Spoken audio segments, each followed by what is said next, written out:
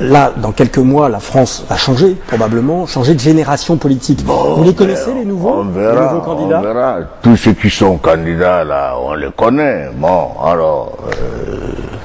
Et vous pensez qu'ils vont continuer la tradition? Eh bien, moi, je suis à prendre ou à laisser. Celui qui veut coopérer avec le Gabon, eh bien, on coopère. Celui qui ne veut pas coopérer avec le Gabon, eh bien, tant pis. Si on veut se regarder du coin de l'œil, eh bien, on se regardera du coin de l'œil. Bon, c'est comme ça. Nicolas Sarkozy, Ségolène Royal, qui des deux vous connaissez mieux? Bon, mais il y a quand même une petite différence. C'est que Nicolas, j'ai connu Nicolas depuis longtemps, grâce à Chirac justement. Madame Royal, je ne la connais pas. Mais je la vois à travers la télévision. Ah oui, je la connais, je l'ai vue à Rio, hein, en 1992, au sommet de la Terre à Rio. Elle a fait un discours qui a fait date. Alors, la France va changer, mais l'Afrique change. On en a parlé ce matin dans le discours. L'Afrique aussi change, c'est évident. On a l'impression que la France n'est plus le partenaire exclusif de l'Afrique, et en particulier, pourquoi pas du Gabon. Les Chinois, par exemple, sont très présents. Est-ce que c'est bien ça? Mais qu'est-ce que vous avez tous derrière les Chinois, après les Chinois? Je ne donne pas l'exclusivité de mon pays à un État, quel qu'il soit, même pas à la France. Mais je crois que la France nous a colonisés, elle a fait ce qu'elle avait, ce qu'elle a pu, et je pense qu'elle commence à s'essouffler un peu, il faut trouver d'autres partenaires. Le colonialisme, c'est fini. Vous trouvez que la France est un peu responsable dans son recul en Afrique? La France n'a qu'à oublier, ne pas s'occuper de ce que nous faisons. C'est notre affaire à nous. Nous ne sommes plus des gamins, nous sommes assez grands pour savoir choisir nos amis. Moi, je connais les Américains. Mais depuis que je suis à la tête du Gabon, les Américains n'ont pas fait une opération d'envergure, de grande envergure au Gabon. Les Chinois le font. Mais je n'en veux pas aux Américains. Vous l'avez dit à Jacques Chirac, ça? Ah non? Vous l'avez dit à Jacques Chirac que les Français n'étaient pas assez présents? Ah si, je lui ai dit, Jacques, écoute, les Français, ils disent maintenant le Gabon, la Chine, le Gabon, la Chine. Il m'a dit, ne t'occupe pas. Et nous, qu'est-ce qu'on fait? On fait la même chose. Bon, alors... Mais tout de suite, la politique française en Afrique. Cette semaine, Alain Joyandet, le remplaçant du trop remuant Jean-Marie Bockel, est parti à Libreville, escorté par Claude Guéant, pour rendre visite au président gabonais Omar Bongo, qui s'exprime en exclusivité dans Dimanche Plus sur les relations entre la France et son pays. France-Afrique, la non-rupture, c'est un reportage d'Anthony Orliange et Jean-Michel Garcia. Libreville, capitale du Gabon, jeudi dernier. La caméra de Dimanche Plus est invitée au palais présidentiel pour filmer la dernière péripétie en date de la France-Afrique. Claude Guéant, le bras droit de Nicolas Sarkozy, vient faire adouber le tout nouveau secrétaire d'État à la coopération, Alain Joyandet. Monsieur Guéant, vous venez présenter le petit nouveau au président Bongo?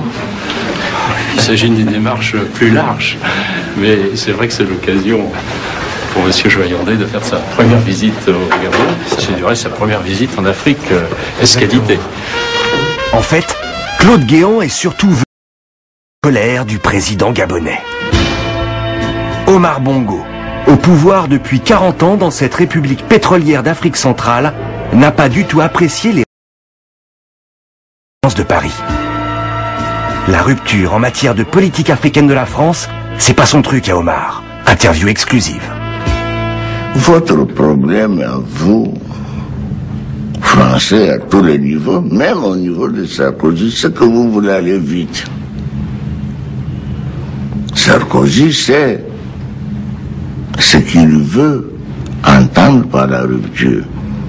Est-ce que Sarkozy a dit qu'il veut rompre avec l'Afrique? Non, c'est vous qui inventez tout cela. La rupture avec l'Afrique de papa, Sarkozy l'avait promise pendant sa campagne. C'est pourquoi Jean-Marie Bockel, son premier secrétaire d'État à la coopération, croyait bien faire en déclarant dans Le Monde en janvier dernier: La France-Afrique est moribonde. Je veux signer son acte de décès. Certains pays ont d'importantes ressources pétrolières, mais leur population n'en bénéficie pas. Omar Bongo s'était senti directement visé. Quand un mois plus tard, France 2 diffuse un reportage sur son patrimoine immobilier en France, le chef d'État gabonais voit rouge. Il contacte son avocat parisien, Robert Bourgi, un grand connaisseur de l'Afrique qui a ses entrées à l'Élysée. J'ai trouvé que M. Bockel insultait l'avenir. Et entre les deux tours des municipales, comme je voyais qu'il ne se calmait pas, je suis retourné voir le président de la République, aidé en cela par M. Guéant. Je lui ai dit, tu sais Nicolas, l'orage gronde. Je crois que nous allons atteindre le point de non-retour et le père Bongo va faire exploser la marmite.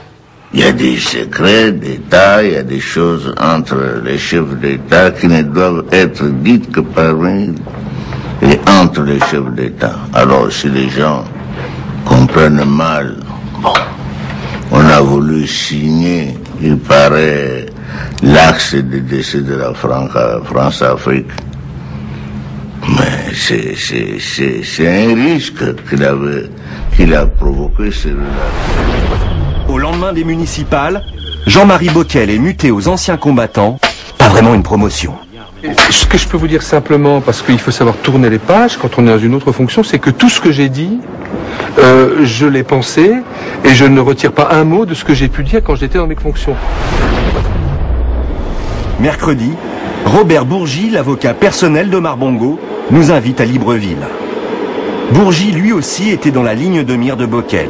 Ce franco-libanais né à Dakar est un homme de l'ombre, un émissaire entre l'Élysée et les chefs d'État africains. Exemple, quand Nicolas emmène Carla en Afrique du Sud, impossible de faire la photo avec Nelson Mandela. L'ancien président sud-africain est malade, ça coince, alors on fait appel à Robert Bourgi. Je lui dis, écoute, je crois que s'il y a quelqu'un qui peut rendre la chose possible, c'est le président Bongo. Il me dit Bongo et Mandela. Je lui dis oui, je pense que pour toi, Nicolas, le président Bongo fera tout pour que tu rencontres Mandela. Mission accomplie. Si Robert Bourgi nous a emmenés avec lui, c'est pour que nous assistions à l'enterrement de la méthode Bockel. Les officiels français en train de faire amende honorable, voilà le message que le président Bongo veut faire passer. Guéant est reçu en premier. Le tête-à-tête va durer 1 heure avant qu'Alain Joyandet, le nouveau secrétaire d'État à la coopération, soit admis à son tour auprès du doyen des chefs d'État africains. Je suis très heureux que le président Sarkozy ait dépêché son secrétaire général et son ministre à la coopération pour venir voir le Gabon et puis bon, qu'on s'explique, qu'on enterre cette petite hache de guerre que j'estime déjà dépassée. Claude Guéant et Alain Joyandet sont ensuite priés de donner une conférence de presse pour que la mise au point se fasse au grand jour.